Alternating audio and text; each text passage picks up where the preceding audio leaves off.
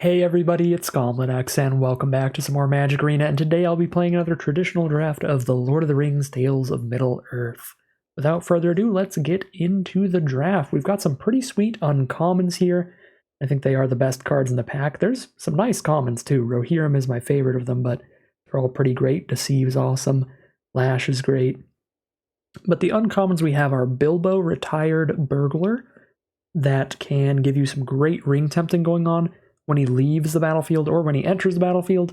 Plus, he's a great ring bearer because a 1/3 is going to attack well when creatures with higher power can't block it.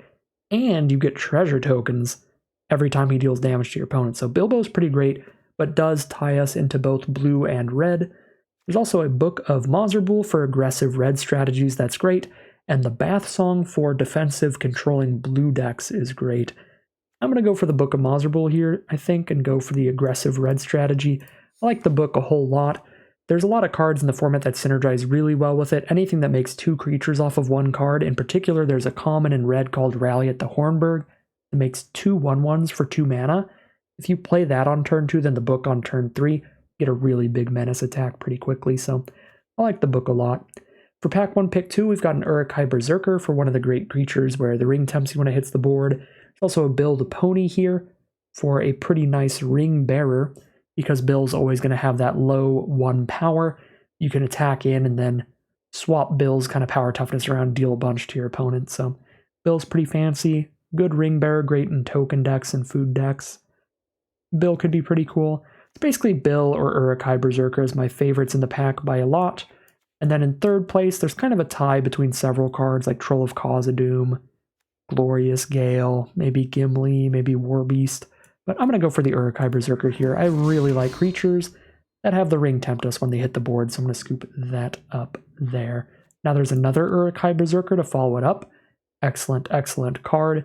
We could also take a Shadow Summoning if I want to immediately hop into Black-White, or Fiery Inscription. If you're a really big fan of the blue-red deck, then you could scoop this up and try to head in that direction, but I don't think it's very good in anything other than blue-red, so I'm going to take another Uruk-hai Berserker. Huge fan of the card. Pack 1, pick 4, we've got a Sam's Desperate Rescue, which is really good when you have duplicates of Uruk-hai Berserker. This card's absurd with any creatures that let the ring tempt you when they hit the board, because then you trade that creature off and then rescue it back. The ring tempts you, replay it, the ring tempts you. This is one of the best ways to speedrun that ring to level 4, where whatever your ring bearer is becomes a really big win condition, making your opponent lose an additional 3 life every time it hits them. So big fan of Desperate Rescue when we've started with 2 Uruk-hai Berserker already. I think those cards just play together very, very well. It's also Ambush, which is a great combat trick, Rivendell for a great scry card. Pretty solid pack all around. Pick 5 now, we've got a Flamesmith, which is another basically blue-red gold card. I wouldn't really play it in any other deck. We could take Inherited Envelope, which is going to be good mana fixing for any deck that wants a lot of the ring tempt you, which is how our deck is shaping up to be. Or the Black Breath, which is a phenomenal sideboard card for any deck that wants a lot of the ring tempt you. I think I'd rather just take the great sideboard card here with the Black Breath. Super good against Rally at the Hornburg decks that are trying to make a bunch of 1/1s. So really good against like red-white in particular. It's just incredible there. I'll take a Mordor Muster here. Good 2-drop creature. Troll of Khazad-dûm is also pretty nice, but I'm going to get those nice little early creatures first. Now I can take another Mordor Muster, and we're definitely in black. That's the only thing I can say for sure. Probably red-black at this rate, because we don't have any big reason to be in any other color. Now, Breaking of the Fellowship is main deckable, because it's not the best removal spell ever. It's pretty narrow, but slap the ring tempts you onto it, and all of a sudden you're getting value no matter what you're killing with it. So I like Breaking of the Fellowship as a main deckable card over the Black Breath, which usually ends up in the sideboard. There are some decks that can absolutely main deck the Black Breath, because the more ring tempts you is in your deck, the more likely you are to have looting, where if it's not good in the matchup, you can just discard it to draw another card. So I think it's particularly good in like blue-black, because there's definitely matchups with your more controlling blue-black decks that you'll just die if you don't have the Black Breath. But in black-red, you're aggressive enough that if you're against another deck with a bunch of 1/1s, you can try to just compete with them game one, and then just bring in that Black Breath out of the sideboard. So I think since we're starting in Black Breath, or we're starting in Black-Red, I'm going to leave the Black Breath in the side for now, but if we get pushed into Blue-Black or something that's a slower, dirtier deck, or Black-Green, we can start with the Black Breath in the main deck, because those decks have a really bad matchup against aggro in general. So having more tools to slow the aggro decks down is always good. I'm about to rare draft a Mythic Rare. If all I was trying to do was win here, Wizards Rockets would probably be the best pick. Maybe Took Reaper for Black-White Ring Tempts You value. Because Hue the Entwood doesn't do anything, but I don't think it's particularly likely we're going to end up playing either of those cards. It's just strictly better to take a card that there's a slight chance you'll play over a card that you're definitely not going to play. But I'm just going to grab the Mythic Rare for my collection. I'm just going to rare draft there. Alright, I took another Ambush over a Trebuchet, because it takes a lot of synergies to get me excited about Trebuchet. Yes, I do have a lot of Amass, so I will probably have an army out relatively frequently for it. But it's just a really bad card when you don't. Now we've got a Golem's Bite, which is spectacular. We're deeper into black than red, so I'm going to prioritize black cards when I can, so that our second color could be a little more open. But it's possible that Rally at the Hornburg is a better pick. It's definitely up there. It's definitely in the top 3 here. The reason that it might be a better pick is because it's so good with Book of Mazarbul, as I was saying before. But I think I would rather just be pretty glued to black, and Golem's Bite is going to be fantastic if we're black-red as well. And this way, if we see something excellent off-color, we can push into a different secondary color than red more easily. Okay, and then if we just get past an Uruk-hai Captain, I think I'm just going to do that. Because I've got 2 Mortar Muster and a book already. Those are all cards that get bigger with an Uruk-hai Captain, because he's going to give them an additional +1/+1 counter. So, just really good for this archetype. We might as well scoop it up. Could also take Lash of the Balrog. I don't have much removal right now. Just a Bite and a Fellowship, which are kind of situational. But I think the Uruk-hai Captain is good enough to scoop that up. Now we take a Torment of Golem. Very easy pick. Exceptional black card. Great 4-drop, and it works well with our Uruk-hai Captain.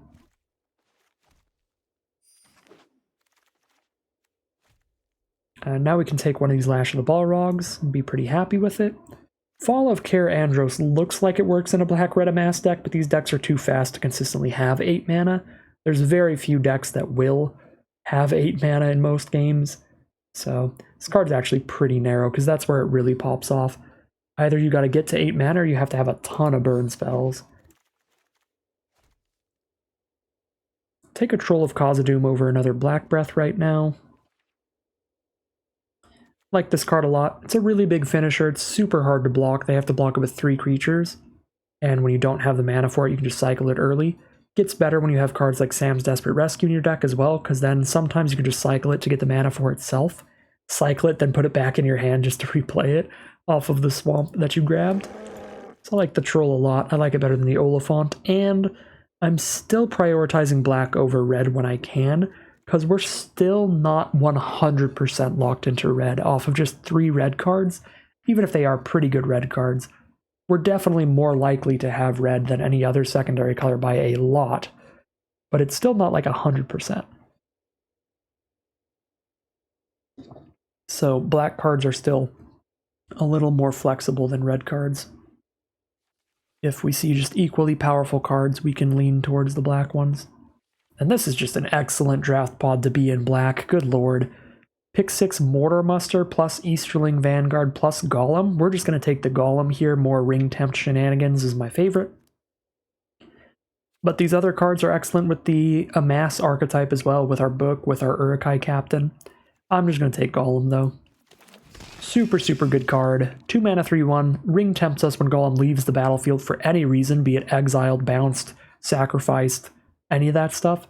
Plus, Golem can keep coming back later by sacrificing other creatures, so Golem is pretty brutal.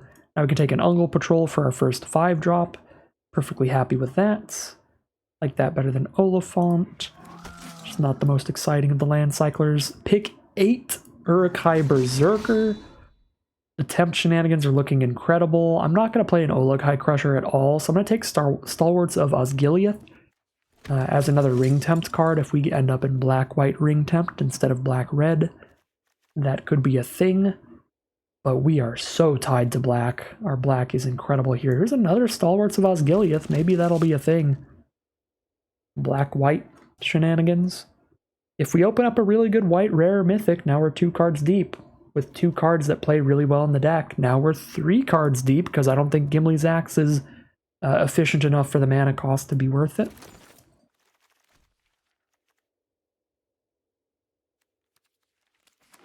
There's no way I'm playing those 2 though. I'm very happy to see another Black Breath. Now our sideboard looks great against decks with a lot of 1/1s.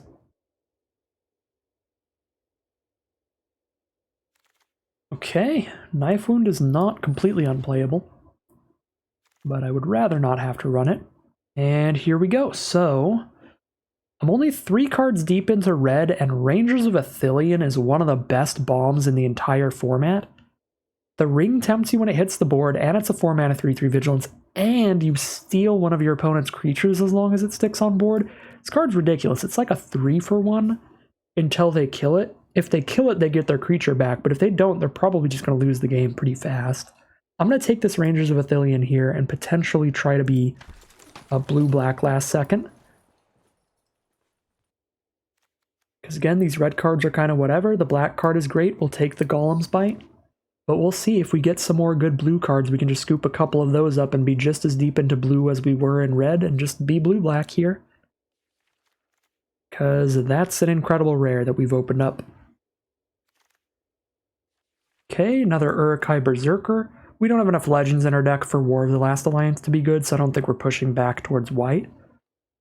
I could also take a Dunlin Crebain. Do I want a first Crebain over a third Berserker? It's kind of weird, because I think both of these cards, it's like the more that I have, the happier I am about them.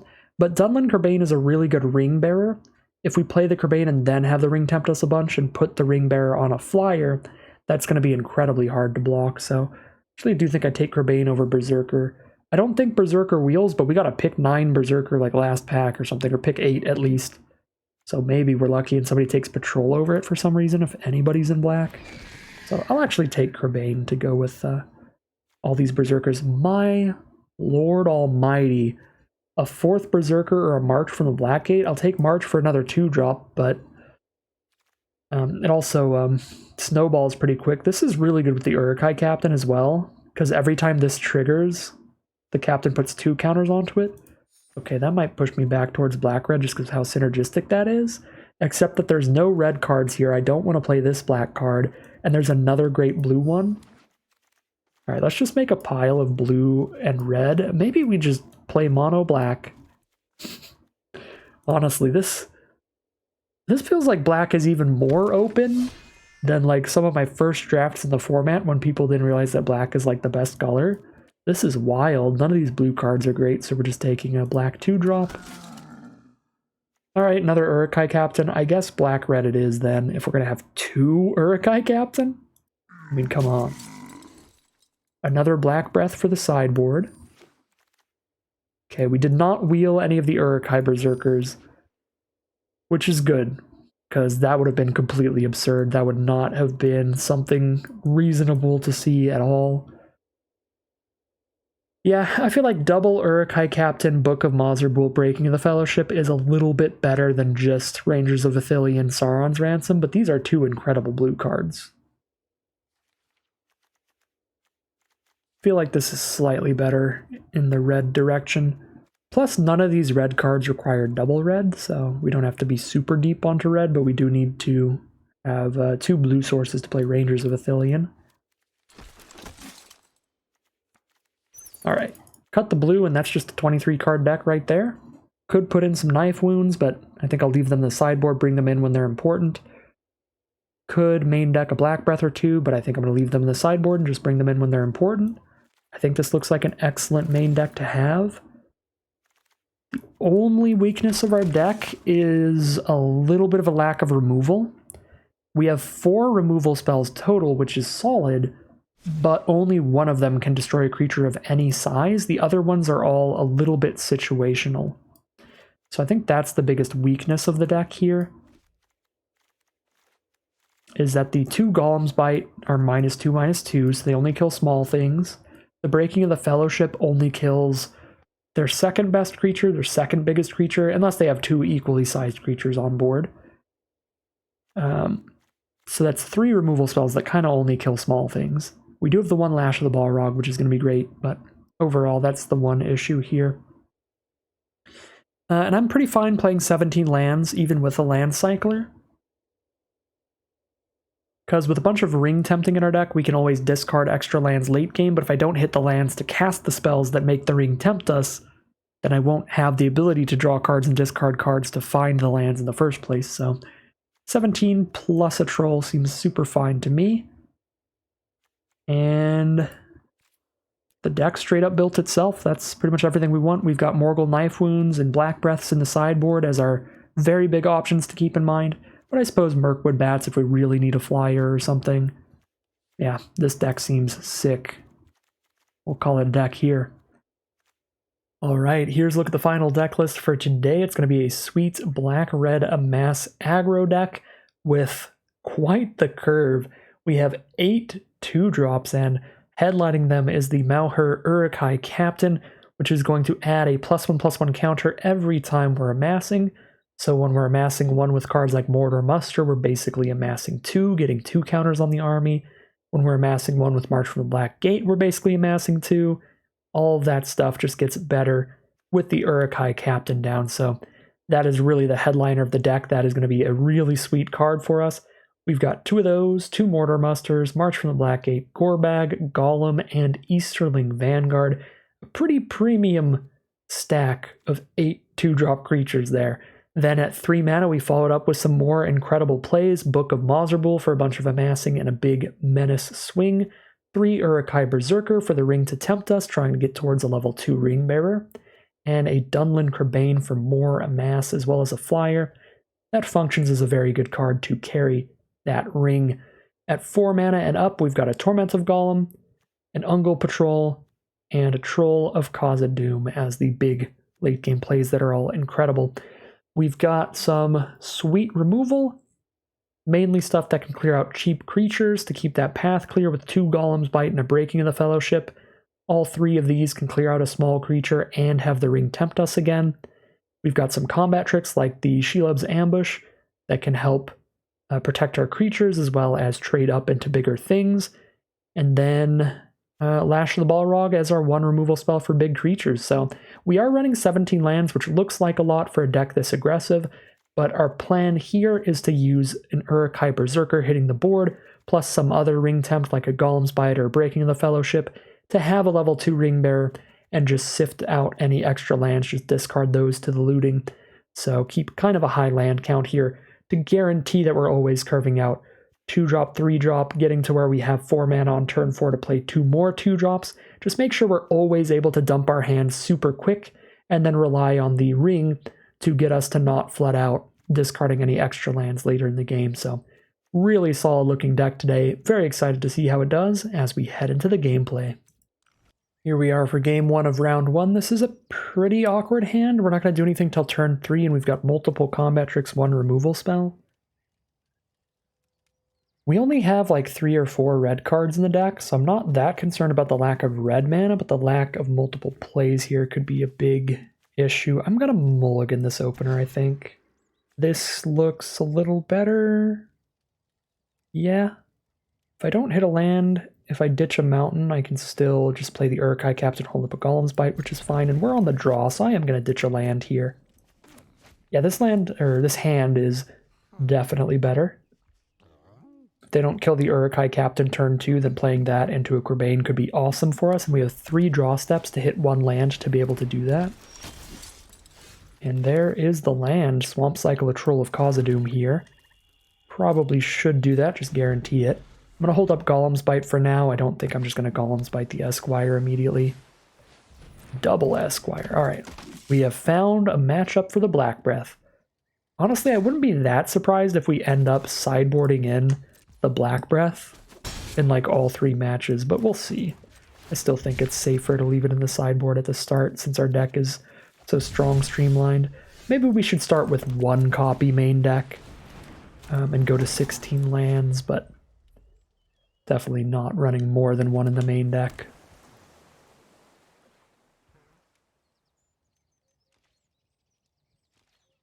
Okay, they're just going to pass the turn here. Hopefully they don't have a counterspell for Kerbane. That would be pretty sad. There's an ambush for us. I don't think I want to tempt fate trying to attack with the Uruk-hai Captain there. Alright. No counterspell, so the start is pretty incredible for us. Loving all the stuff in our hand too. There's a Scroll of Isildur. Alright, let me see if I can remember what this card does correctly this time. It's going to tap 2 of our creatures and stun them, and then they're going to draw a card for each tapped creature. This is not Time of Ice from Dominaria that bounces our tapped creatures. So let's keep that in mind. It's not Time of Ice. Alright, so now I can hold up Golem's Bite plus Ambush for instant speed interaction. So I'm just going to send in the squad, and there's very little that can go wrong. Yeah, they're just going to not block, which is fair enough. Now I just hold up a black source for an ambush to protect one of my things and just kill their ring bearer, because might as well, mostly. Yeah, I'm not holding my mana up for anything else. I've got to Lash the Balrog to kill something bigger. Let's kill the ring-bearing Esquire. This creature will deal damage. We want the non-ring bearer to deal damage to the ring bearer. And then we'll make Kerbane our ring bearer since it's the best ring bearer of them all.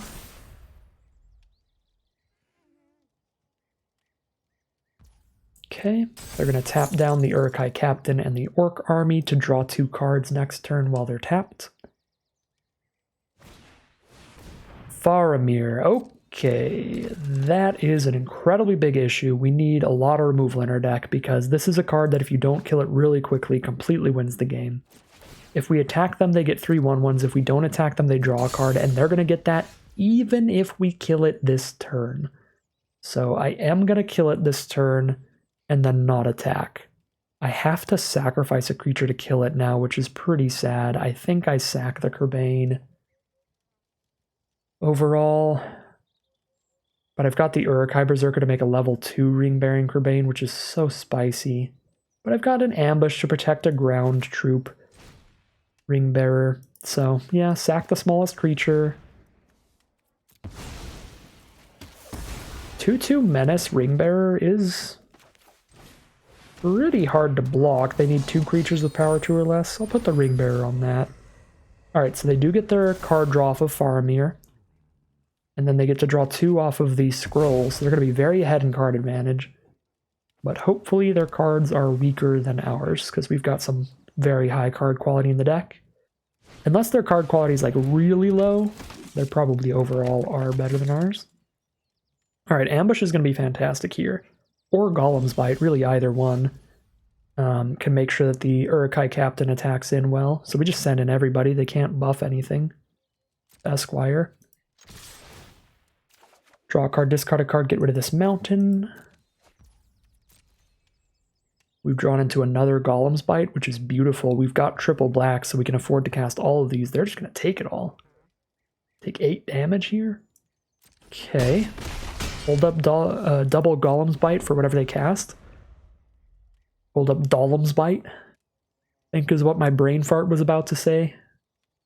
Out loud.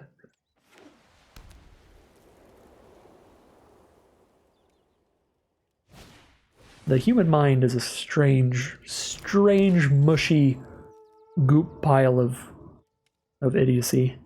I'll watch back these videos while I'm editing them. And there's so many things that I'll say that I'm just like, what am I saying? What did I say there? The most frequent thing is just calling cards other cards and not realizing it at all.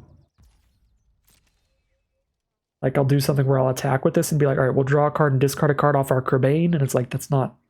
Kerbane died like 3 turns ago.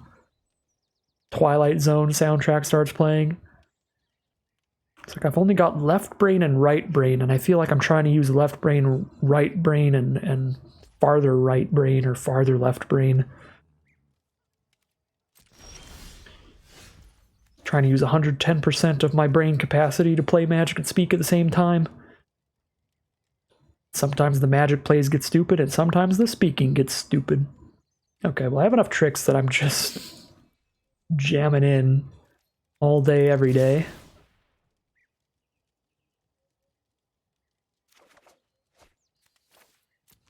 Solid draw. We're definitely looking for more creatures here. I'll take an Easterling Vanguard.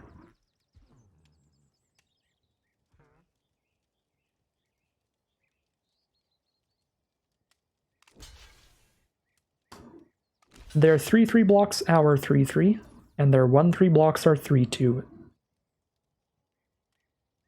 I'm pretty chill with all of this. Unless they play a trick, I'm not going to cast anything.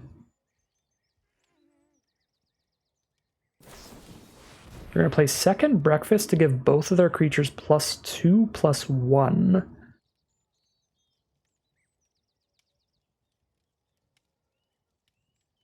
If I'm -2/-2 the Lookout, I win that fight. But I'd have to play 2 tricks to win the fight against Protector of Gondor, I think.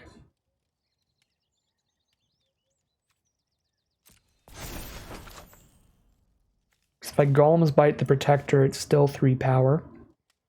Yeah, I can use Golem's Bite or Ambush on the Berserker, and just 1 trick there works fine. So I'm gonna have to spend all 3 of these if I want to just clear the board and leave all my creatures down. Which I think is fine, because then next turn I can exile a Golem's Bite from grave, have level 3 Ring Bearer, which is kind of spicy.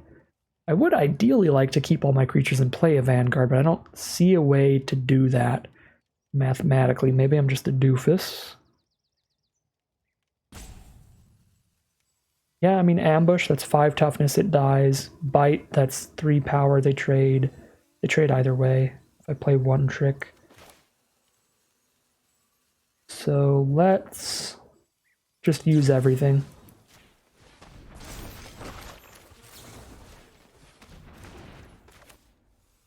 Or I could just let the trade happen, play a Vanguard instead. 3/3 army better than a 2/1 right now. The Vanguard's better later when I don't have an army anymore, so it's a 2/1 that dies into another 2/1.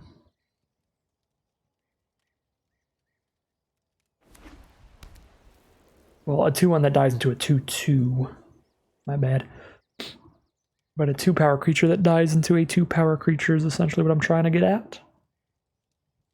There I go again with the stupid words. Alright, our opponent's at 4 life. They've got a lot of lands over there. They have not had a level 2 Ring Bearer all game, so they haven't been able to set up their draws by drawing and discarding. No looting for them. They're just drawing blind off the top. And so they've drawn poorly here, which is pretty nice for us. They drew a lot of cards there, but they were not good enough cards. Simple magic, simple maths. So we're going to play a Black Breath. I don't know if I'm putting all 3 in here from what we've seen. Like, there's a Protector of Gondor 1/1s, and there's a couple Esquires, but there's also Lookouts that are 1/3s and Farmirs that are 3/3s. Farmir could spit out 3 1/1 soldiers that we could then also kill with Black Breath, though, so maybe we have 2 in here. I'm definitely not confident enough to push to 3 copies right now. I think I'm just going to put 1 in and cut a land. I'll cut a swamp. I'm still at basically 10 sources between 9 swamps and Troll. So we'll throw in a Black Breath for a land here. Well, this hand would be beautiful with a swamp. On the plus side, this was not a self-imposed non-black hand because I cut a swamp for a Black Breath and there's no Black Breath in the hand, so it would not have had a black source either way. I think I got a mulligan and try to look for something that's definitely good instead of coin flip and maybe just lose from not casting spells. Okay. This is significantly better thanks to the Troll. I think I even just drop a mountain. This looks perfectly reasonable as a 2-lander, because we can still play Golem and Mordor Muster. There's a Desperate Rescue for the Troll. If I really need the 3rd land, I can Swamp Cycle again off the Desperate Rescue. if I don't naturally draw a land in the first couple turns for the book. And there we go, we naturally drew a land, so let's do it. I think because we have the Desperate Rescue, we're still going to Swamp Cycle the Troll immediately. But we'll do it during their end step. We've got 2 Golem's Bite in our deck, we can make them live in fear. Woe's Pathfinder? Alright, our opponent has no fear, they don't care. But that's okay, because I don't have the Golem's Bite anyway. Oh, don't show me the Black Breath on top of my deck. I hate how Arena does that so much. Where they'll just, they'll show you the top card of your library right before you shuffle to be like, ooh, bet you would want a Black Breath against that 1/1 Pathfinder, wouldn't you? Too bad you Swamp Cycled, because you shuffled it away, my friend. It's getting rainy. It might be a bit of a staticky draft today if you hear the rain in the background. My apologies. Playing the Golem instead of the Mordor Muster, because if we draw into more cheap creatures to play outside of amassing armies, I'm pretty much always more excited to create more creatures from amassing than make my current creature slightly bigger. I'm gonna play the book and then attack with Golem, but then trading Golem into Pathfinder would be fine because we can turn the army into a Ring Bearer and we get rid of their mana dork. The only way this is not fine is if there's just some kind of really good combat trick here, mainly like Deceive the Messenger. I would be kind of unhappy about. Any normal combat trick where they just like save their creature, but that's it, I think would be fine. It would have to be something that puts them up in value, like save their creature and draw a card, or save their creature and make an army. And it's Deceive the Messenger, which is a pretty massive bummer, but we didn't see Deceive the Messenger at all game 1, and their deck doesn't really seem like a Deceive the Messenger kind of deck, being in Bant colors. I think it was a fair attack without the information that they have a Deceive the Messenger in the deck. It didn't look like the kind of deck that would be interested in it. But unfortunately it is. And we get deceived. Okay, now I've got an ambush up for whatever happens. I'm not drawing any cards off this attack, so I guess I could Desperate Rescue the Troll or Mordor Muster pre-combat, or both. I think I'm going to Desperate Rescue the Troll here so that our Ring Bearer is level 2, and we can draw a card, discard a card off this attack. Start setting up our draws. Still holding up the Black Source for ambush, but wait to play anything till post-combat.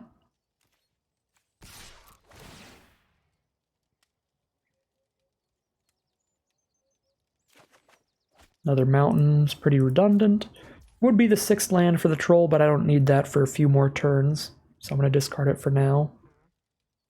These other cards are much more important. And I suppose we are going to awkwardly just end up playing the Muster anyway. And if they have one removal spell, they're just going to like nullify our Book of Mazarbul. It's just not gonna... It's not gonna menace them at all next turn.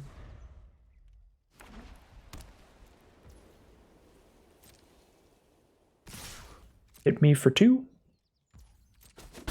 Down to 17. Okay, no removal spell. We can make a level 3 Ring Bearer. I think I'd rather do that post-combat in case they're just holding up an instant speed removal spell, since level 3 just kills blocking creatures and they're not going to have any. So I'm just going to attack in, see if they kill this, and then if they do, I'll still have a Ring Bearer by playing that later. They do not kill it. What do I want to be my Ring Bearer then? A 4/4 army or a 3/2 berserker? Or is this just going to get countered and I don't have to think about it? Okay, it's not going to get countered.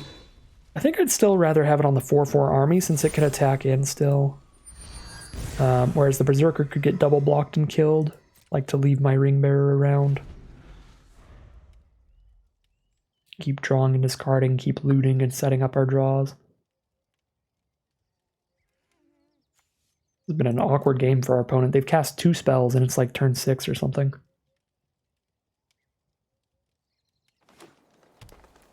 They've got 7 mana up now, thanks to the Pathfinder. Eagles of the North is the play. It's not helped them a ton here, but now they can double block our army and kill it. But they're just going to get aggro, send in the squad, alright? Then they cannot kill our army. They're at 12, we just drop a troll next turn. Or make a level 4 ring bearer. I think I'd rather play a troll and then make that a level 4 ring bearer. That'd be pretty busted. Alright, trade Berserker into Eagles and drop Troll of Khazad-dûm. Ooh, now that I draw an Ungol Patrol, I might want to ambush when they block and then just play an Ungol Patrol. Doesn't seem right, because the troll being super hard to block is a really big deal. We could really do either way and be in an excellent position here. I think I'm gonna just stick to my guts and play the really hard to block troll. Oh, they're not gonna block anyway. Well, I'm super happy to just play the troll. Okay. Can they deal like 13 damage to me here, or can they wipe the board with something?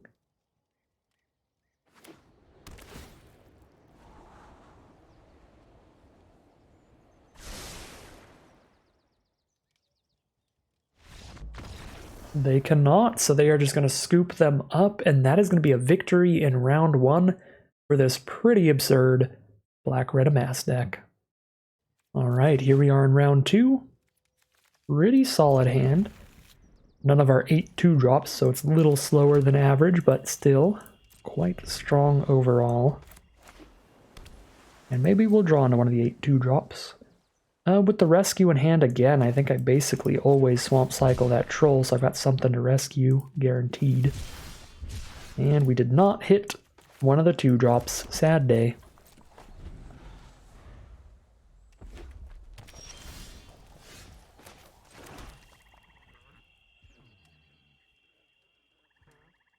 What do I do here? Kerbane, Book, Berserker, they're all great.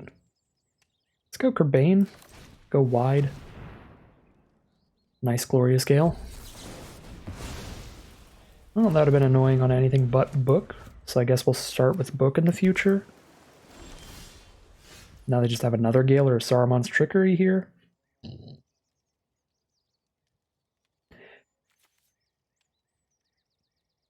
I'll drop the Book of Mazerbo because then it has to be Saruman's Trickery to work. If they're just holding up another Gale, it's pretty bad for them. Maybe I should have just rescued the Kerbane at that point over the troll. Would have been a decent way to spend my mana that turn. And they've got 4 mana up now.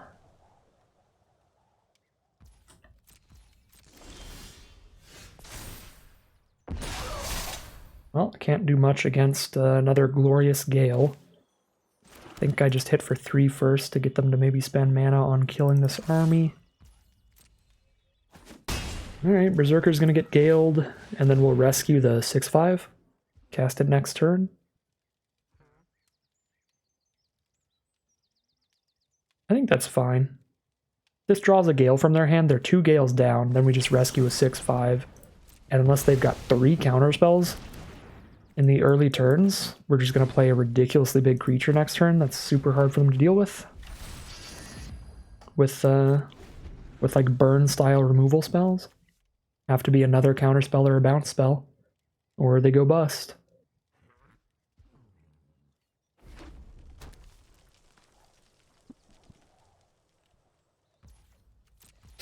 Well,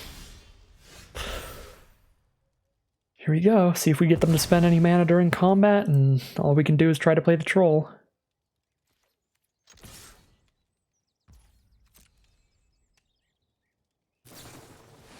Isolation that, so they don't have the mana for the counterspell then. If they have one, they gotta have something that kills the 6/5 then. I guess they could have another Isolation Door, think. Maybe they have like Soothing a Smeagol plus a counterspell, so bounce it then counter, but looks like a no. They're going to cast Lowering Reveal to draw 3. They are very far ahead in card advantage. If they can deal with our troll, then they can probably win the game. Just by having a lot more cards to cast when we're out of gas now.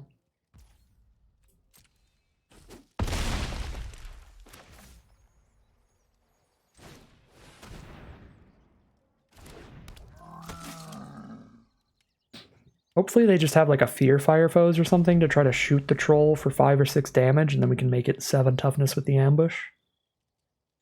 There's an enchantment in blue that would work, it just keeps it tapped. Okay, horses to bounce both of them. Fair enough, can't do anything about it. Do they have another land to play? Or can I just recast the troll without fearing the counterspell?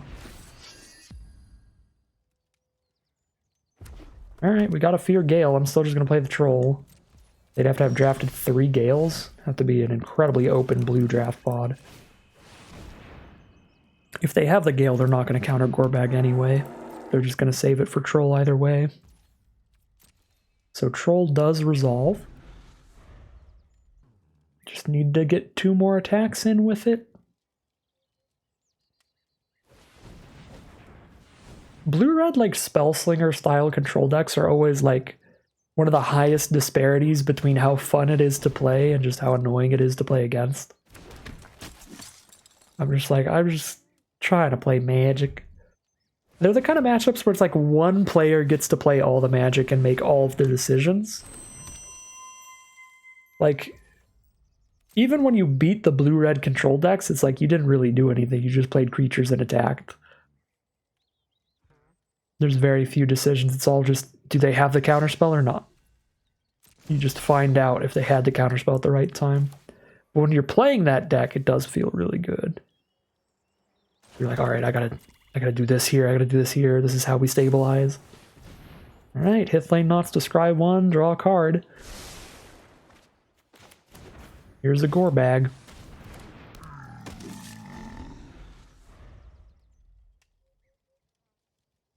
And the game of solitaire continues. We'll see if our opponent gets lucky in the sequencing of cards, or if we get there.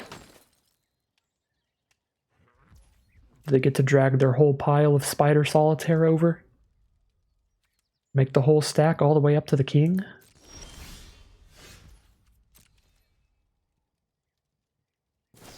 Oh, this is so obnoxious.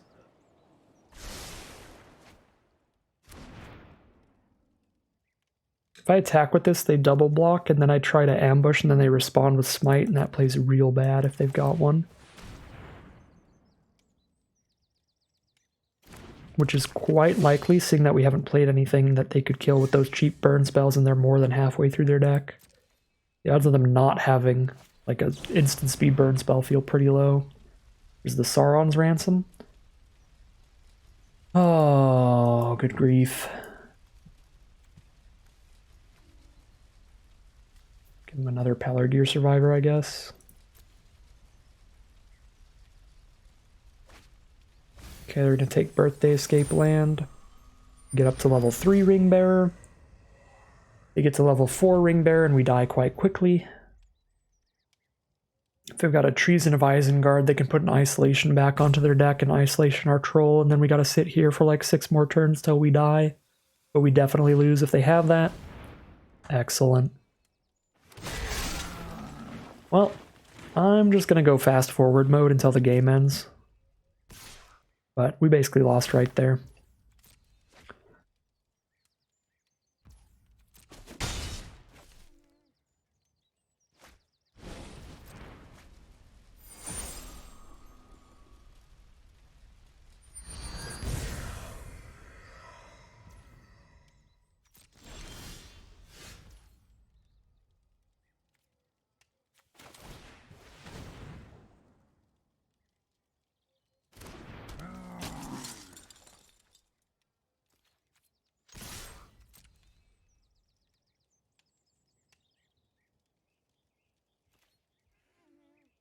Now that they have to spend all their mana on bouncing the troll, we're much more free to attack with the other cards.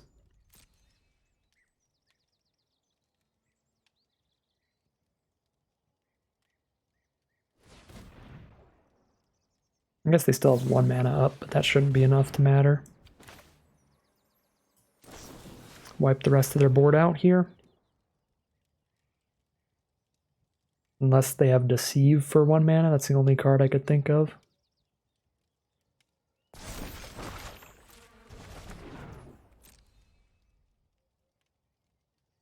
Alright, clear out everything but the Ring Bearer, that's about all we can do.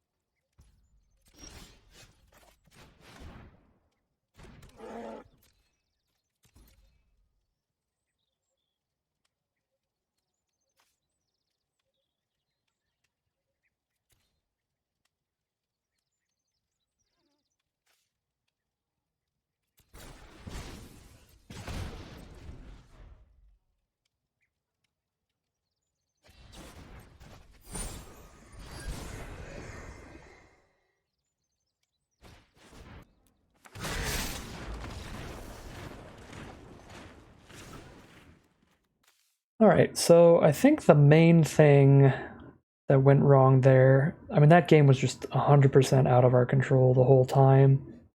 The main thing was just the double gale in the opener was brutal.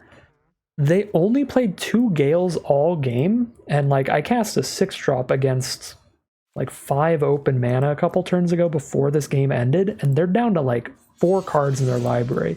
So I feel like they have 2 gales in their deck, 3 maximum, and 1 Saruman's Trickery.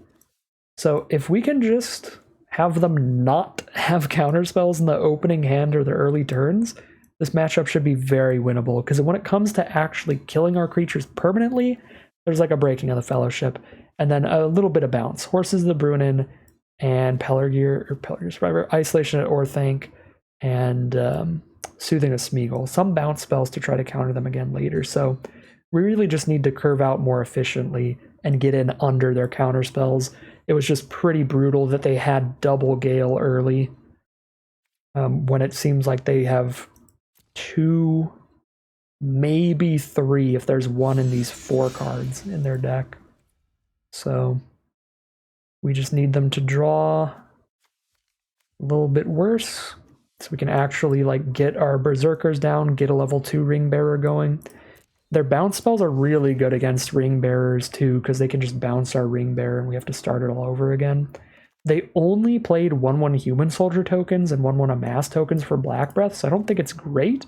I think I'll still run 1 over a land here, but that's it for the Black Breaths.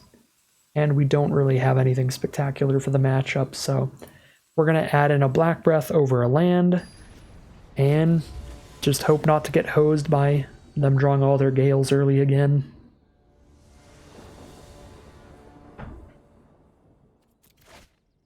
Alright, here we are on the play for game 2. Definite keep.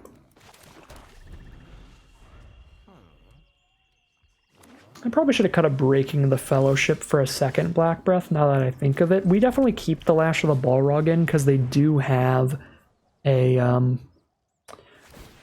they do have some Oliphants for cycling, but mainly the 5/4 haste, the Aomer that spits out 1/1s that we really would like to lash that away.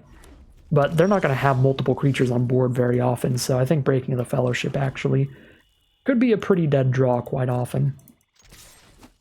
Okay, if they want to Gale a Gorbag, they got it.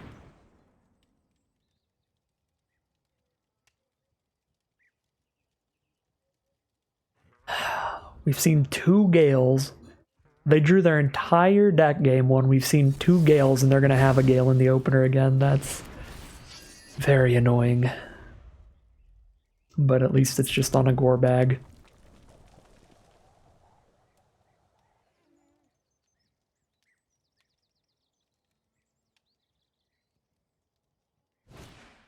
There's a File of Galadriel. Oh lord, that is not a good time for me.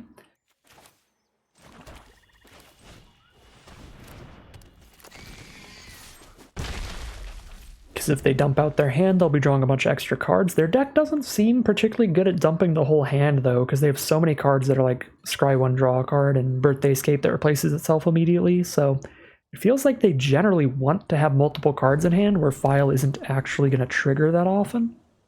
But I guess we'll see, because this game they're actually just playing the File immediately, and they'll probably be dumping all the mana they can into casting as many spells as possible. So the File lets them draw an additional card when they draw with an empty hand. So they're going to be doing everything in their power to get empty-handed. Again, don't think their deck's super good at getting empty-handed, so might not be the end of the world here, but we'll find out.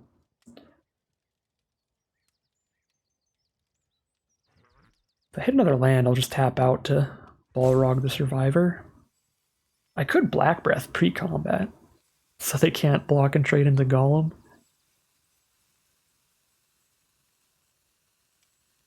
It would just be a chump. Oh, Burn Spell? Yep, the Breaking the Fellowship, fair enough. Kill Golem, that's interesting.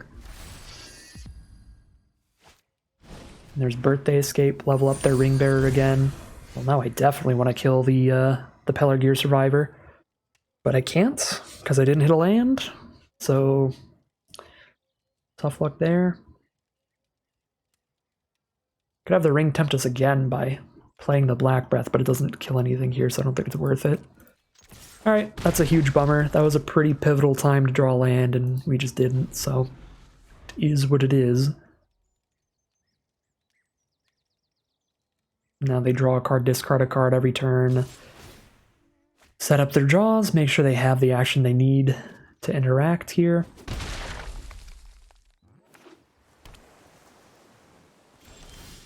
Yep, and now they've got Saruman's Trickery mana up. I think it's still better to go for Lash of the Balrog than Ungol Patrol because they have 2 counter spells in their deck that can counter the Patrol and 1 that we know of that can counter the Lash. I guess we should go to combat first either way.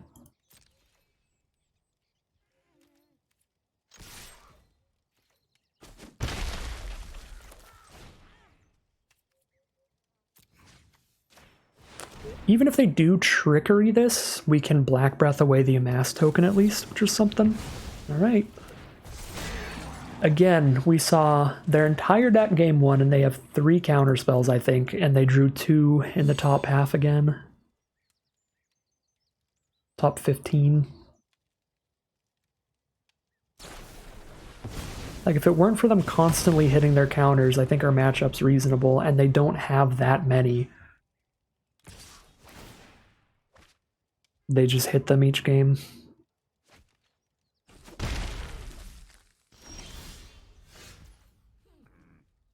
Golem's Bite, Black Breath gets there unless they have another Saruman's Trickery we never saw.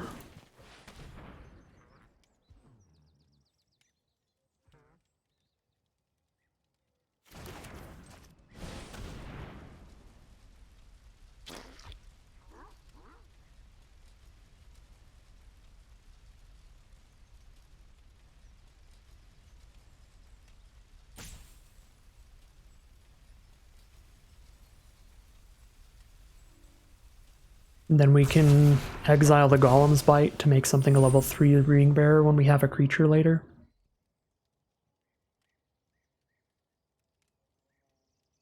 Okay, as far as we know, they have 1 counterspell left, and it's Glorious Gale. It might be in their hand, I guess we'll see. But 1 left out of their 25 cards as far as we know. There's the Ransom to dig for it. Knott's Birthday Escape, and some lands. I'm tempted to give them these 3 and hope that they think that the other one is the Gale, but I don't think they will.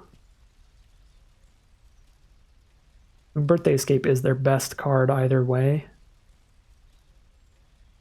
because it gets them to level 4 of the ring, which is a big deal. Maybe I get them to take the face down pile by doing this, and they hope for the counterspell.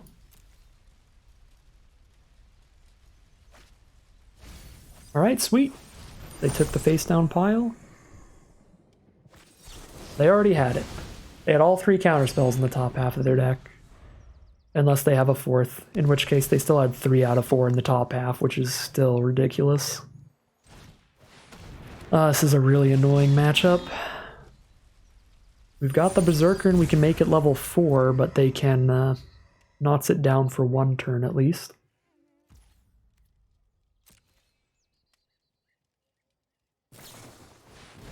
Isolation it, yep. Well, now when I replay it, it's level 4. And as far as we know, we ate through all 3 counters.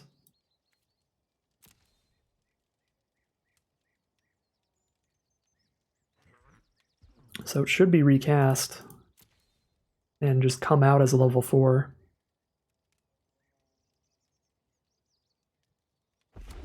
Play the Mountain, working on getting the File of Galadriel going. They've got another castable spell, they can do it. Just play the spell and then Hithlay Knots to scry 1, draw 2, and then we're probably just losing to File. File definitely gives you a ton of card advantage in these kind of matchups. Seems like what they're doing, Treason of Isengard into Hithlay Knots, and now they're just drawing 2 every turn, and it's completely over. Yep. Now we just scoop to File. Because they have Trickery up for whatever we cast, they just scry 1, keep Trickery on top, and draw 2. Then they cast Trickery, then they draw 2 again during their turn.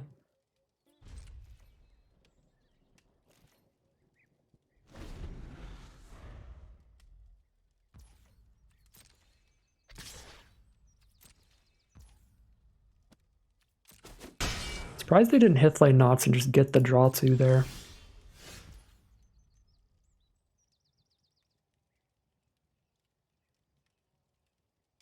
I mean, we cast the Berserker and they trickery it. We don't really have another option.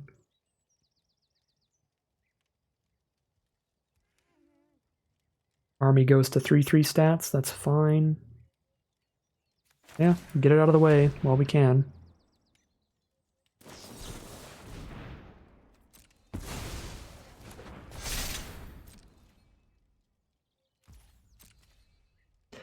It's like, this is so... This matchup is like really depressing, because can you imagine the same matchup where like, instead of Gale Trickery in the top half, it's like they're 2 Treasons? Like, they'd have just no shot whatsoever. The sequencing has just been so good for our opponent of draws.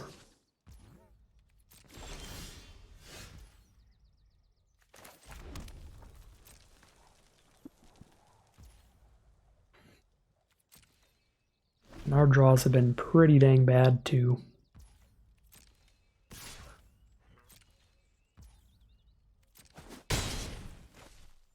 Still got 11 creatures left. We got 50-50 on creatures. There's a Vanguard, which they tap, scry 1, draw 2. Still jam that thing out. I think I Golem actually here.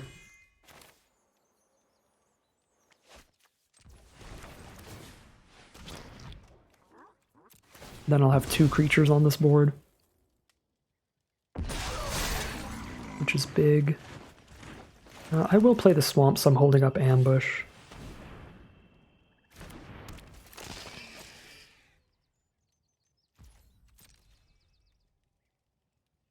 Alright, cast the Knots, scry 1, draw 2.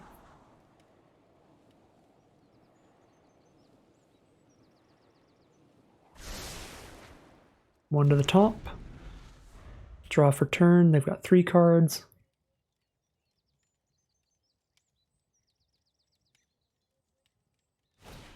There's a Pelargir Survivor we can kill with the Breaking of the Fellowship.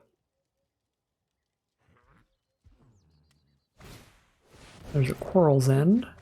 Draw 3 because of the file.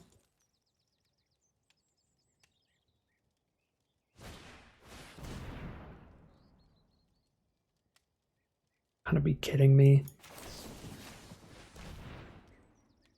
Oh my god. Alright. Our opponent could not have drawn much better that round. I still feel like it's a winnable matchup, just...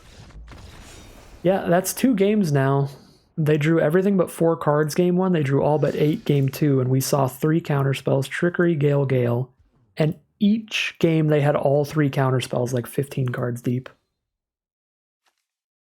And then they just got to keep redoing those. Yeah. There wasn't really much else we could do. We just needed them to not have counters. They only had 3 in the deck, but they had them in the top half every time. So 1-1 heading into round 3. Here we are for round 3.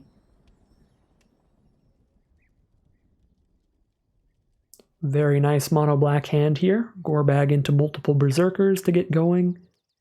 And we just jam out for some crazy stuff here.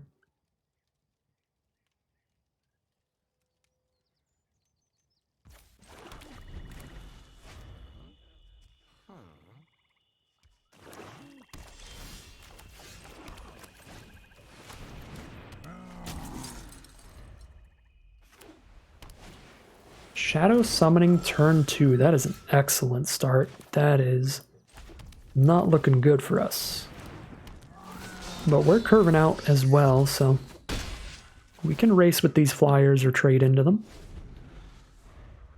But that is an excellent way to start the game for the black-white strategies in the format. Double. Time to put in 3 copies of Black Breath. Oh my god. Let's get drawing and discarding here.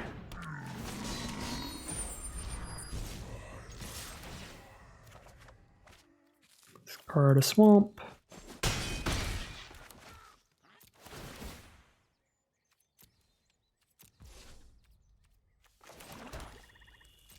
Well, they're down to 13 already. We are racing.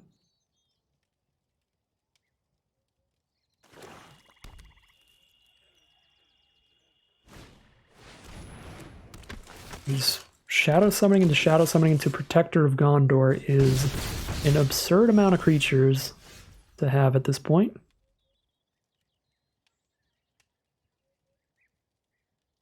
Can lash the Protector, let them double block trade into Gorbag, I guess. But then we hit for 6 if they do that. Feels pretty good. Also muster and sack that token. Do the same. I'd like to save the cards though. Let's go for the tap out on Protector of Gondor here. Going for the race. Golem's Bite.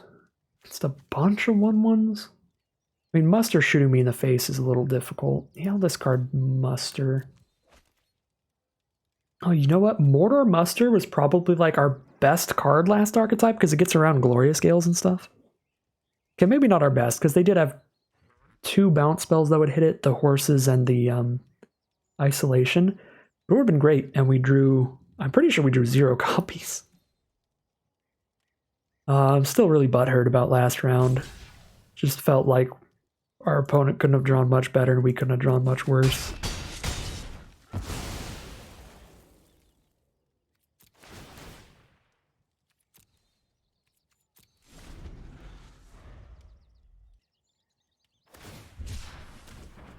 Alright, so cycle a Troll of Khazad-dûm. Drop another Protector of Gondor. It's pretty good. So march from the Black Gate. I can march and Golem's Bite here, so they block Uruk-hai Berserker with Protector. I Golem's Bite there. And march to get things rolling. I probably wait till post-combat to march. In case I want to Ungol Patrol instead. If I don't Golem's Bite this turn. Don't block Gorbag at all. So I can Golem's Bite and march, or I can just play a 4/5. It's better to just play a 4/5 or play something that's going to attack as a 2/2 next turn and kill Protector and save Berserker. Basically, do I want a 2/2 and a 3/2 or a single 4/5? I think I'd rather have a 2/2 and a 3/2.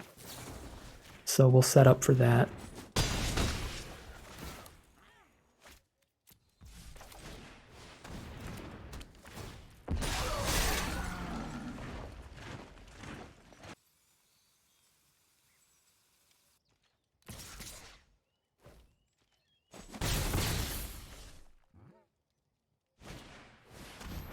Mirkwood Bats with all these tokens. They don't have anything to sacrifice them to though, so we don't take damage unless they make more tokens. Got an ambush during combat if I need it. I can move my Ring Bearer around. Could move the Ring Bearer and hold up an ambush instead. I don't think moving the Ring Bearer is that good though, because I just put it on a 1/1 that trades into their 1/1. So I think I just attack with everybody holding up ambush and seeing what I draw into, and then I play patrol post-combat. If I don't do anything. Oh yeah, it's a 2/2, not a 1/1, so I mean it's essentially the same Ring Bearer either way. Okay, I can't hold the land and the patrol in the ambush, so I just discard the land. I can't hold the mana to play ambush plus patrol without discarding ambush or patrol anyway. Okay, they're going to kill my 3/2 and they're going to try to kill Gorbag. I think I should just ambush the bats.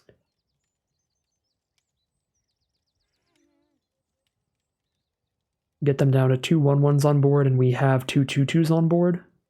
Their 1/1s are flying, but our creatures are bigger.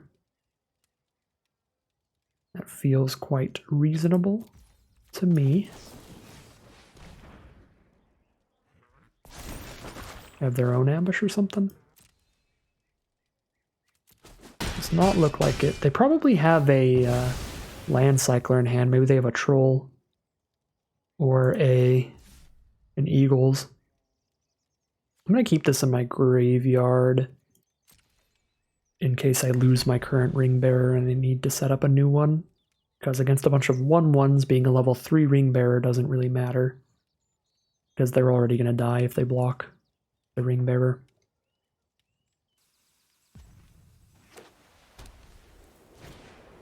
Eagles of the North is the play. Take 4 damage in the sky. If I find removal, they're dead.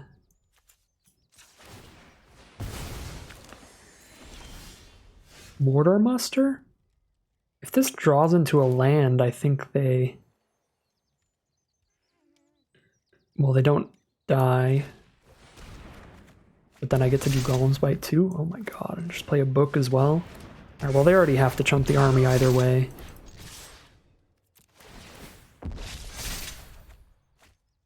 Draw Kerbane? I feel like Kerbane's more exciting than Patrol, weirdly. For spreading out my board if my army happens to die. For the big menace swing, if the game does go on.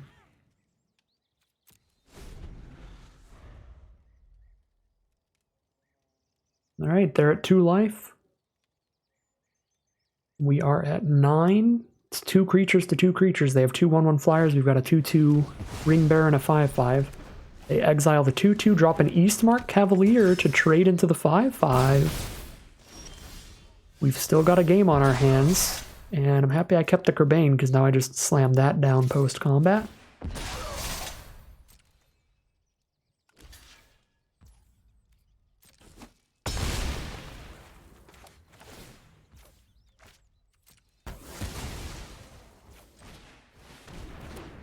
And that's 2 creatures to get +1/+0 and Menace next turn.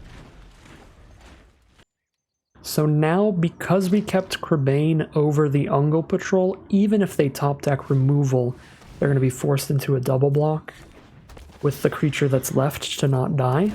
They didn't hit removal, they hit a Bill the Pony, so they can gain some life and not die.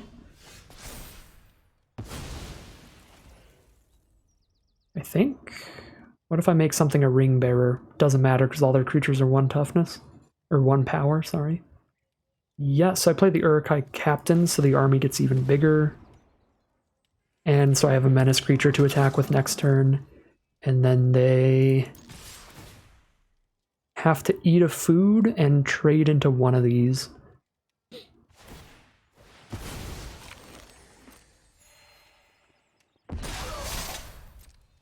They probably double block and trade into the 5/4 rather than the flyer. I don't know, actually. I feel like probably the 5/4, yeah. So they're going to trade here by sacking their other food to Bill's ability, which means they're going to be down to 3 with no food tokens, facing a 1/1 flyer and a 2/2 menace.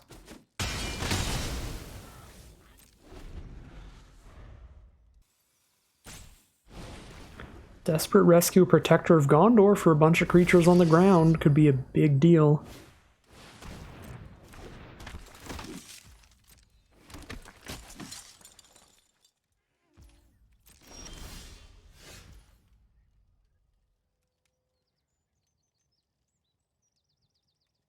Gotta make the Uruk-hai Captain a Ring Bearer so they can't block with Protector of Gondor, so they lose their other 2 creatures to block it.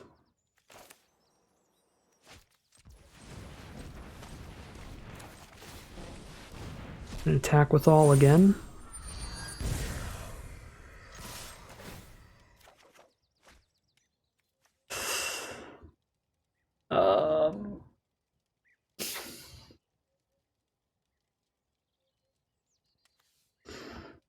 That's a real hard choice.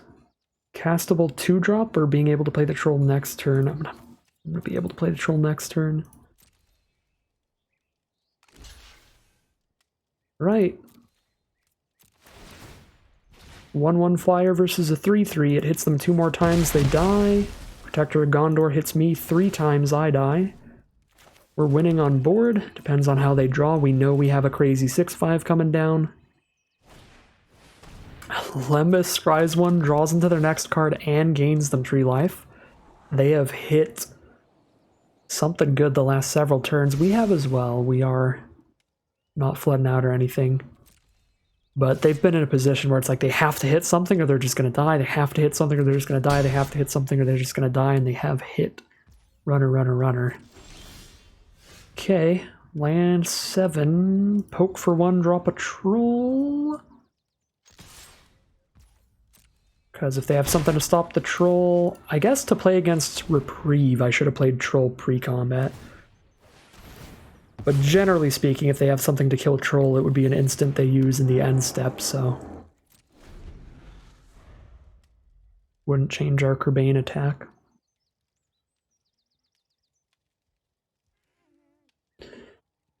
Can they clear out the troll with a sorcery here? If they can, they're going to win thanks to that Lembas. Oh my god. Okay. Now they're winning the race pretty dramatically. Because of Lembas into removal spell for troll. And that does nothing because they don't have 2 creatures on board, so I have to chump block Protector of Gondor.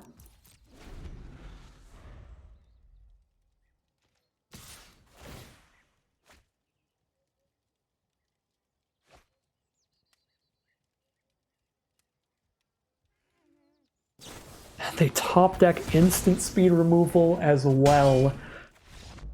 I am not recording any more Arena after this. The Lords of RNGesus are giving us a message. They really are. Okay, well, this is the greatest matchup of all time for the Black Breath, so I'm going to run 3. No more Mr. Nice Gauntlet. I am more tilted than I've been in months right now. We're going in hard, and we're going in angry. I'll drop the Breakings since we have triple Black Breath. Breaking's been the massive underperformer. That card has done flat nothing all day. And it's been a big reason we're losing in round 2, and then lost off of its top deck round 3 as well. I guess we did cast it once in round 2 at least. Ambush still feels good. The bites are fine, but not great. All the creatures are good. I guess the Golem is slightly weaker than normal, but still good. We'll drop 1 land as we can. Yeah, I mean, Golem's Bite is, for the most part, just going to do what Black Breath is going to do. So we'll just run 3 Black Breath and 1 Golem's Bite. Snap Keep. We've got the Uruk-hai Captain into the Uruk-hai Berserker. Massive flavor win.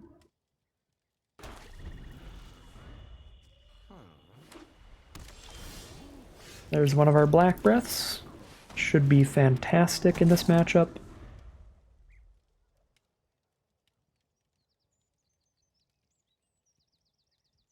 Ring Bearers aren't actually very good in this matchup. They can pretty much always block them well with all their tokens. So don't care too much where we're putting the Ring Bearer until level 2 where we're drawing and discarding cards, and then we just put it on whatever's going to attack the most.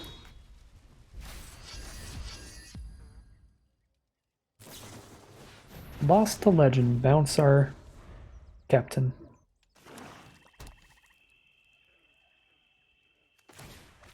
There's an Eastmark Cavalier, trades into our 3/2 or trades into our army later. Golem's Bite does feel reasonable against that, so I'll do it immediately to get extra damage in guaranteed.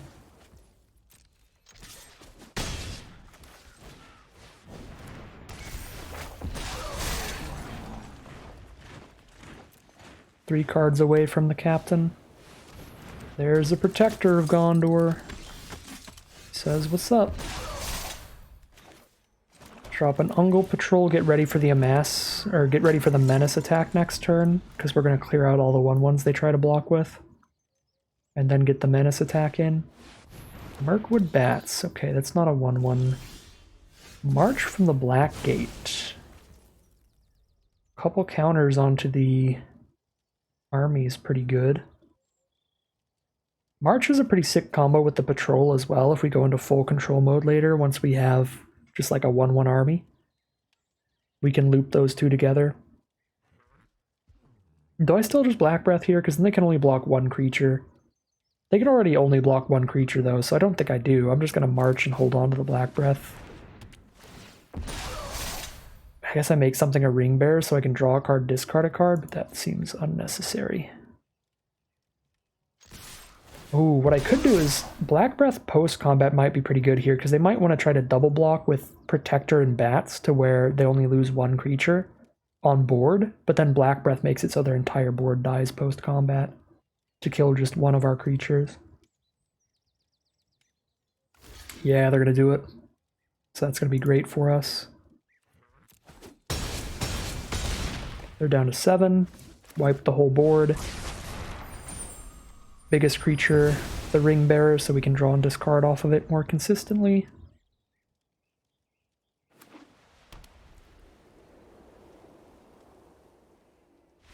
Alright, let's go. We run it back. I actually liked Golem's Bite there a lot against their 2-2. Maybe we throw that back in. Cut one of the ambushes. I still feel like ambush is pretty good here because they're going to be double blocking at times. And ambush is pretty great there. Maybe rescue, but rescue's still great late game on a berserker. I mean, 3-1s are rough, 2-1s are rough. And that's still like one card in their deck I really like Golem's Bite against, because otherwise we're still just using it as basically an ambush-style combat trick against the other 2 creatures. I guess the food token isn't massively important on ambush, so Bite still is going to win most of the combat's ambush would. I'll put a Bite back in over an ambush, I guess. Other than that, pretty much run it back for game number 3.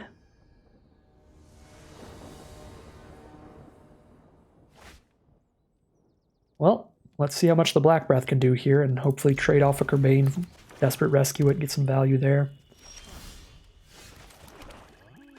It'll be Black Breath's time to shine, because it's kind of the only major card in hand. Ooh, let's go! Oh, please double Shadow Summoning me again.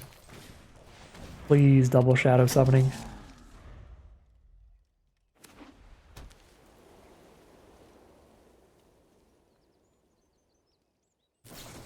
No, they're gonna Hobbit Sting the Gore Bag. Fair enough. I'll just play a Kerbane next turn. Get a little greedy on the Black Breath, plus trading off the Kerbane into one of the birds is solid with a Desperate Rescue. And then Desperate Rescue plus Uruk-hai Berserker means the ring will be level 2 on a flying Kerbane. Potentially. I guess I'll have to put the ring on something else.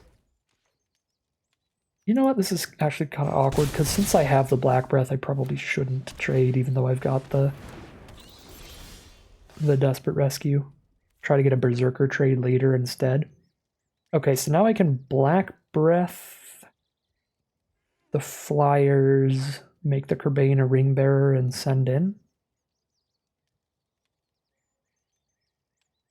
Or I could Uruk-hai Berserker, Kerbane Ring Bearer, send in. I take 4 on the Crackback for now. I don't want to rescue a Gore Bag, so I can't get a level 2 Ring Bearer.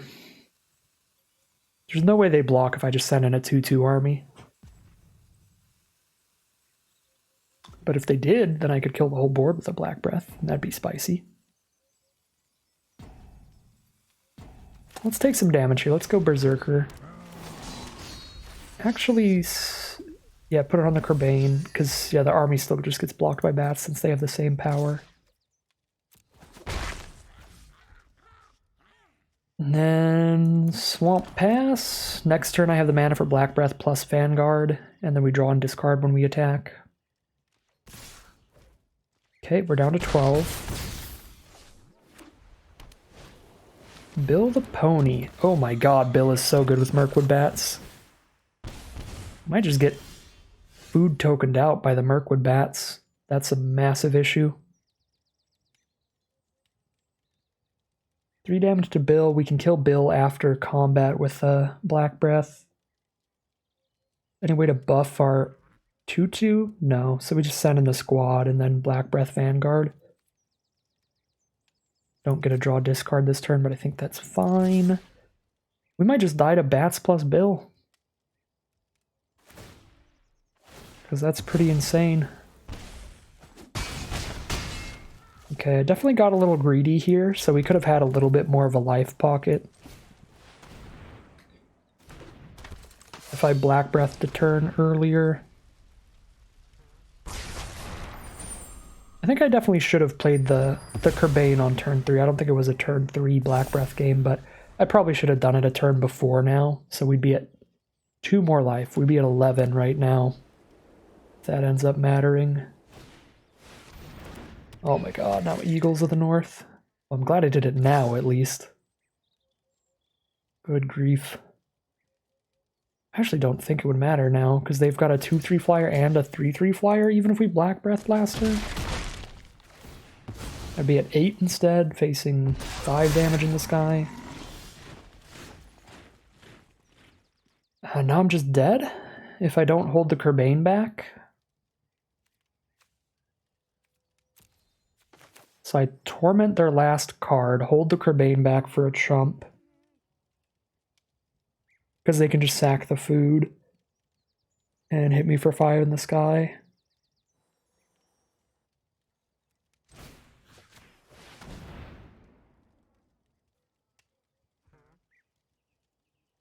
Get rid of Sam's Desperate Rescue. Could rescue a Vanguard or a Gore Bag. Is it better just be able to rescue my own Kerbane after a chump? I believe so. But I don't think it matters.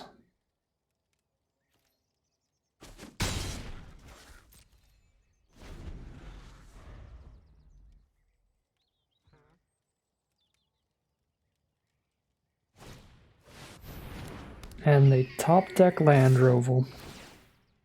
So we're dead.